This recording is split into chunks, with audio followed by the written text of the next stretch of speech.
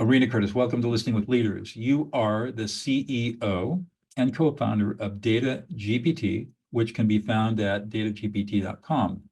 And I've interviewed you on Authority Magazine, and I found your interview so compelling that I absolutely had to have you on the podcast. So thank you so much for joining me today.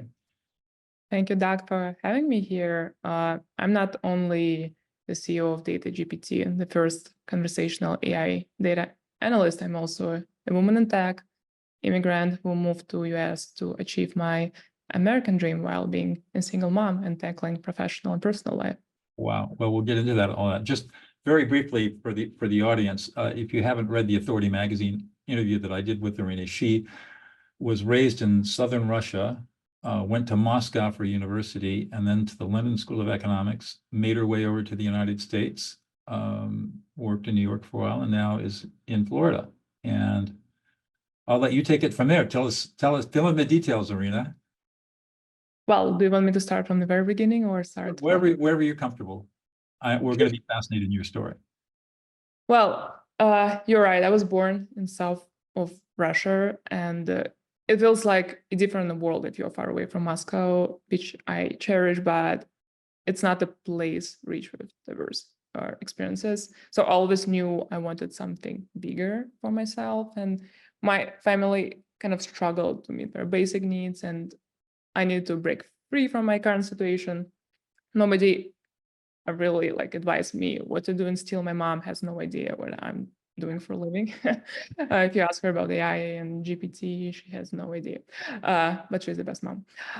So I knew that I had to work really hard, and I still do. And I dedicated my school years studying really hard, and I got the full scholarship in the top university in Russia. And I did my bachelor's in economics, and eventually I earned my master's in London School of Economics. Then I was looking for my first job. I was a single mom with no financial support whatsoever.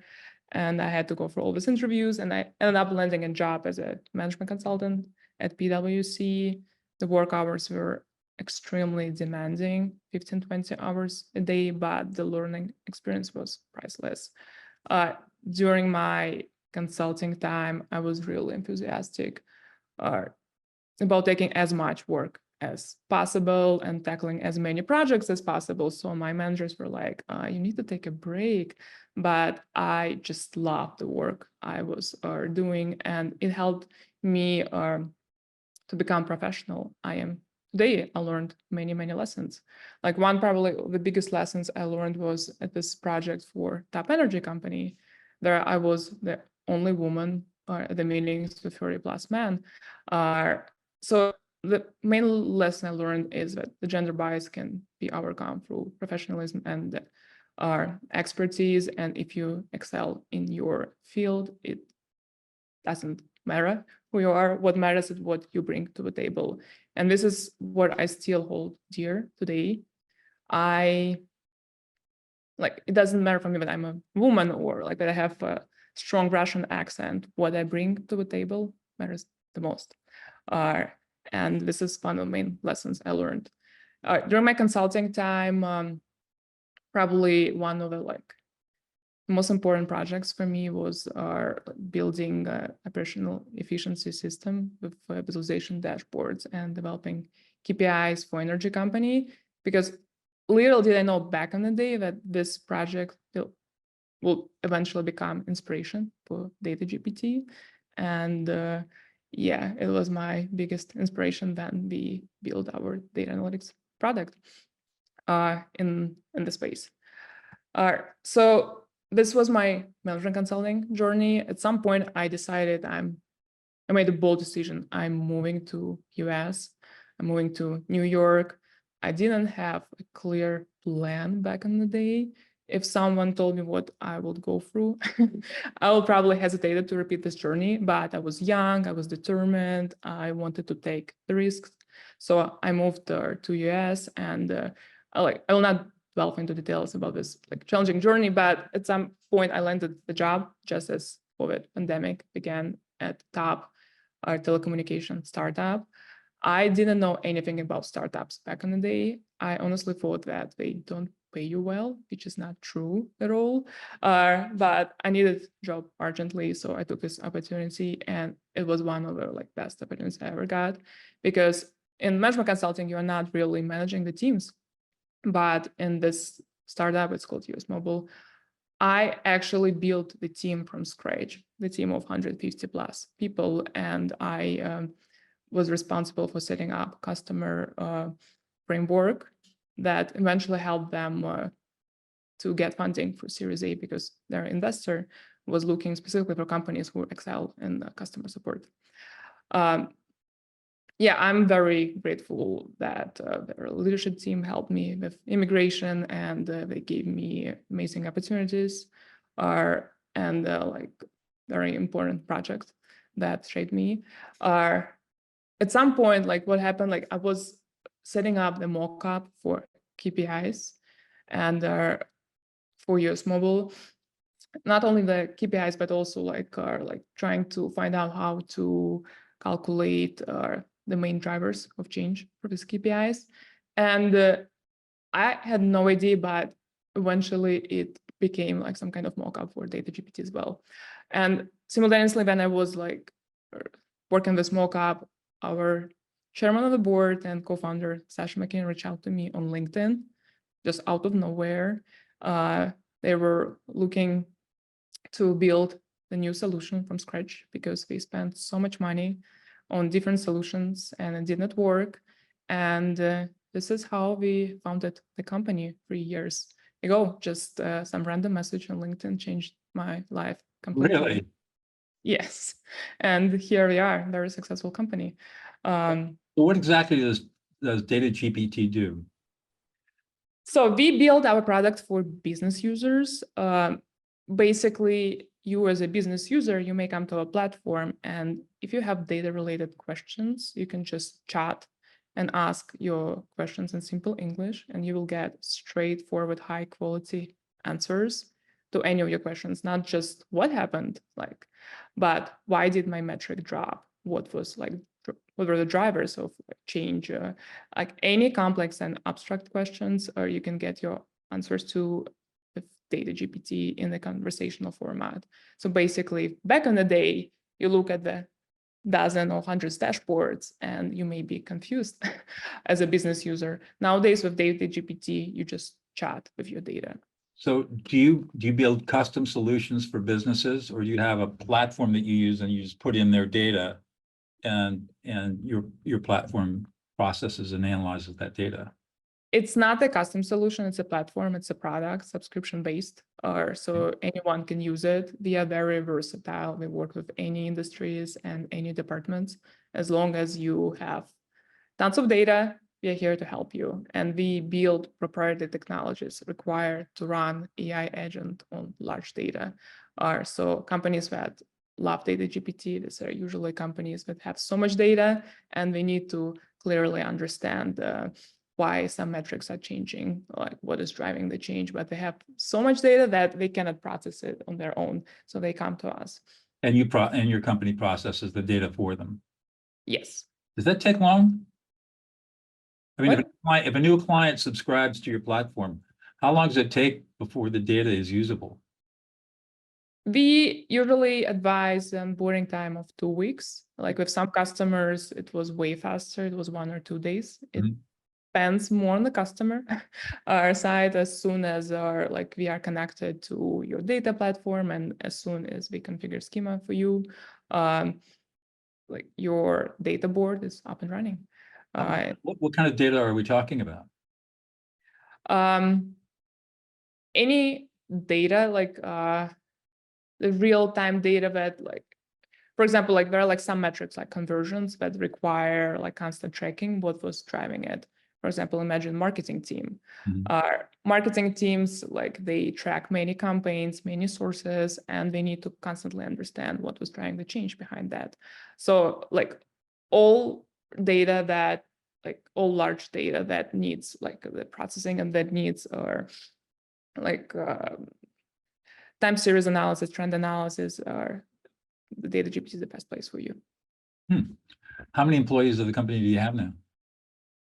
For now, we have more than 15 employees. We are a small, agile startup, small company, but we plan to scale a lot because we actually launched our product in October last year, and the demand is overwhelming. The basic customers nonstop. We are taking the niche at the market. So DataGPT was built by a team of data scientists and data analysts.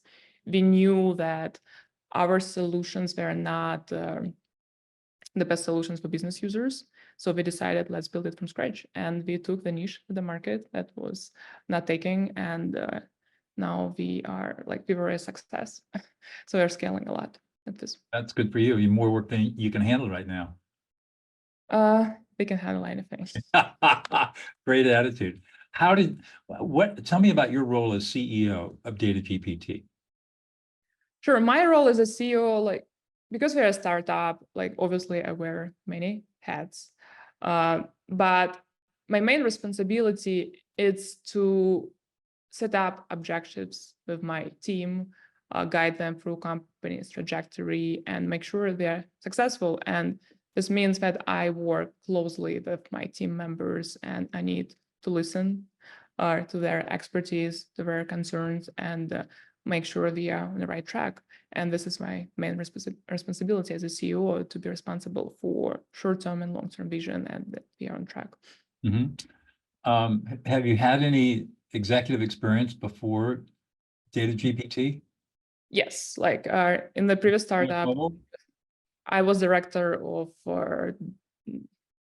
strategy and operations, and I was managing the team of 150 plus people. Wow. So you can take that because you moved from management consulting into, I think it was US Mobile, where you become a director and leader, and now you take that experience into your own startup.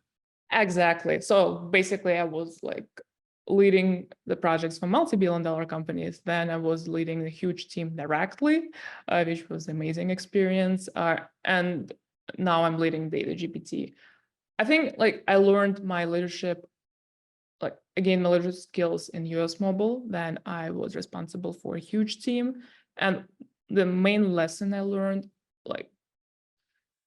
it's all about empathy and hiring the right people. If you have the right people in the team who are passionate about your product, all you need to do is support their endeavors. You don't need to manage them artificially. It all comes organically from their heart. And these are the principles I applied in DataGPT. Then I was building the team from scratch. Well, you'll be pleased to know that every single CEO that I've ever interviewed on this show, which is now over 150, has said exactly the same thing. The number one rule of the CEO is to hire good people and let them do their jobs. Exactly, because at the end of the day, you are not the person who is building the product. You're not the person who is marketing the product. You're not the person who is selling the product. You have the team of experts, and you need to trust them.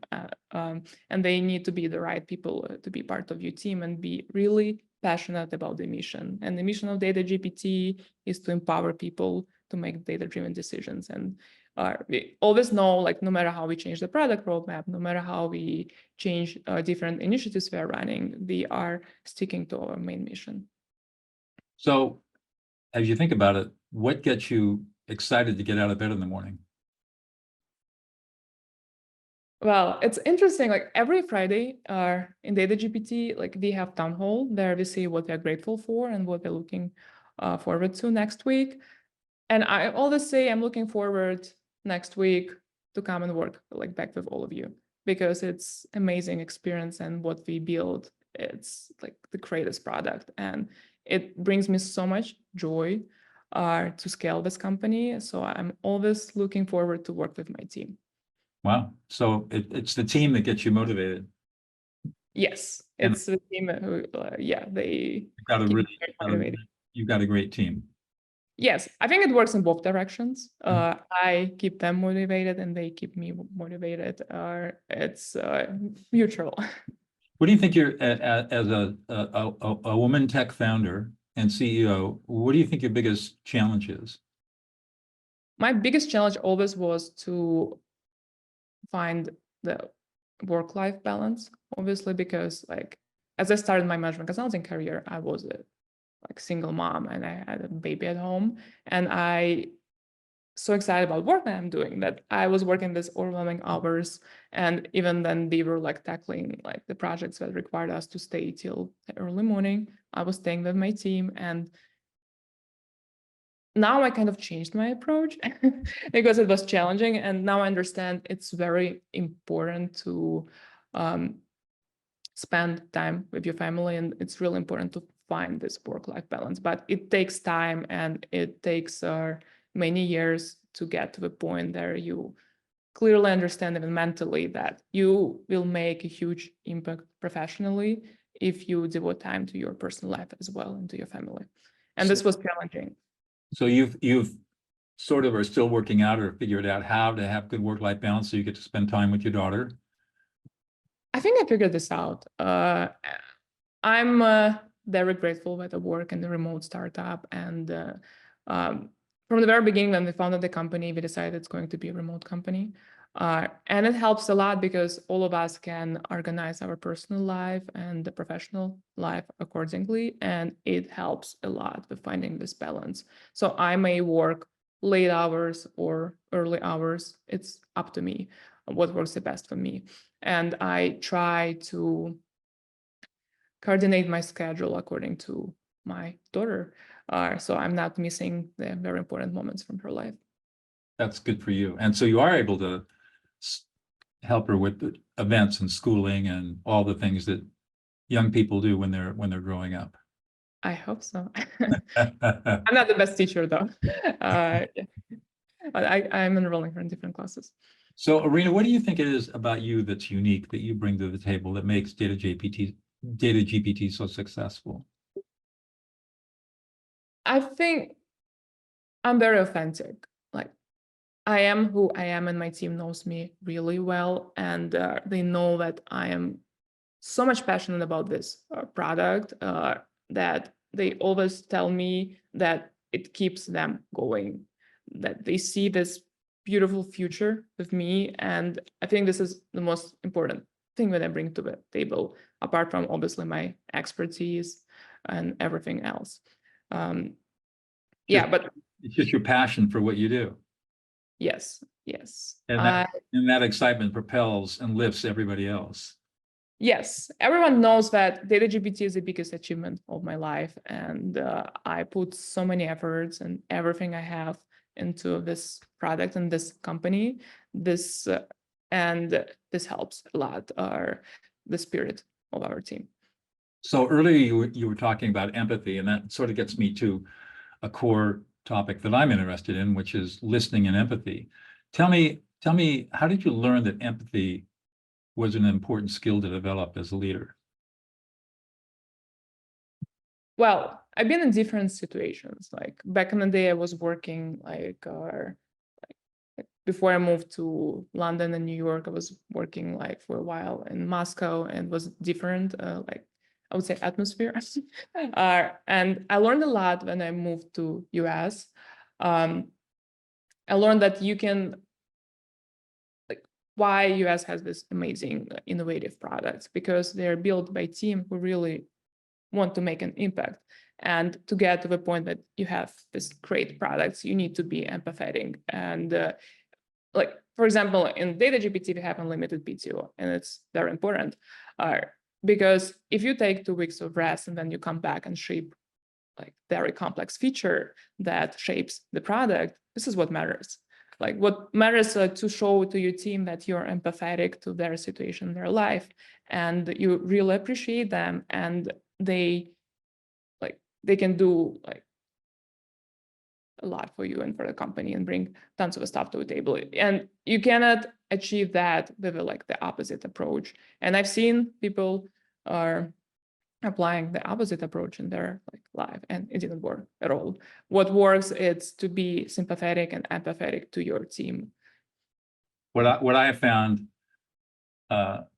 in my career as a lawyer turned peacemaker is that people have a deep need to be heard and validated. Yes, they do. When you can meet that need, you build instant loyalty and trust. And so having empathy as a leader is probably one of the foundational skills of leadership. in my observation. What do you think about that? I totally agree. And I think empathy is such a vague term that like involves tons of our qualities as well. And this is not something that can come like mechanically, but it comes with passion, it comes with patience, it comes with many qualities. And yes, people need to appreciate the work they're doing, and to bring like their expertise to the table. They need to be validated and appreciated and constantly reminded that what they do is important. And this is, I think, the core of the startups, like why startups are so successful, are because they're built by the team of like professionals who want kind of like to change atmosphere and want to be part of this like beautiful culture. And this was very important for DataGPT. Once I found that company, the first thing we discussed was not the product they're going to build, but what will be the culture in our team. Right. So would you be interested in knowing that empathy can be taught? You can teach I teach people empathy. And I worked with murderers in prisons, teaching them how to stop prison violence using empathy and listening. And I've trained senior analysts at the Congressional Budget Office how to de-escalate members of Congress by listening to their emotions. Pretty phenomenal. Interesting. I would love to learn more. Well, we'll talk about that. So obviously listening is a very important part of empathy and an important part of leadership. Tell me, how many good listeners have you run across in your career? I think being a good listener means being a good leader and like a great team member. And as I mentioned before, it's something that is not mechanical, but it comes like hand in hand with other qualities. I think that most like talented people I ever worked with, they are really good listeners, because like the way I think about the teamwork, it's basically collaborative, creative process. Each individual is bringing something to the table, but to get to the point there, like for example, like in DataGPT, you have a world-class product. You all need to listen to each other and collaborate, and at the end, you get this like amazing product shipped. So I think in DataGPT, like all team members are really good listeners, because it's not just listening, it's understanding your team members and collaborating with them to achieve the goals that you set for your team. Or yeah. Wow, good for you.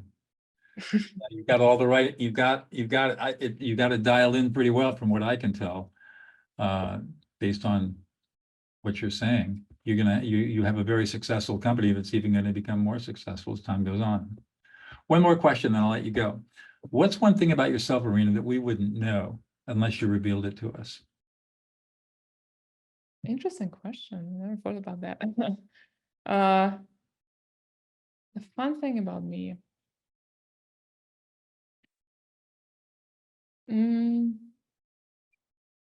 I'm a chess player. I love it. And There you go. It helped me a lot with strategies in my life. So building a startup, it's all about strategy, right? So chess, like my admiration for chess helped me a lot. And this is something people don't know about me. Yeah, this is fun about me. Good for you. Excellent.